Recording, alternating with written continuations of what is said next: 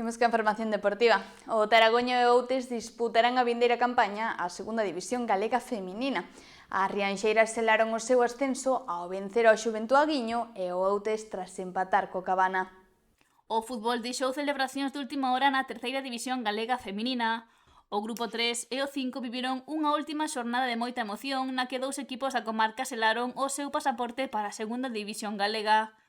O Taragoña e o Xuventuaguiño medíronse nun derbi directo polo ascenso no grupo 5. As vencedoras do duelo tiñan case asegurado a promoción, polo que a Lomba viviu un gran duelo. As locais puxéronse por diante a media hora do partido co gol de Laura Gómez. As rianxeiras dominaron o duelo e perdoaron ante a meta dun Aguiño superado, até que no 51 Gómez repetiu para dobrar a vantaxe do Taragoña, e no 60 a diaitena rianxeira firmou o seu particular triplete para afastar máis as súas.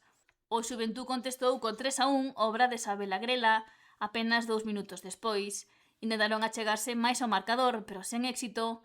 Triunfo final do Taragoña, que rematou o segundo con 55 puntos, polo que a vindeira campaña disputará a segunda división galega.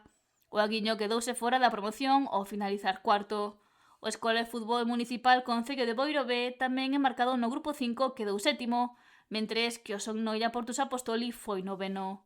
O Outes arrancaba a derradeira xornada no segundo lugar do grupo 3 e precisaba puntuar, e que o seu rival polo ascenso directo, o Juan Cabrejo, non o fixera.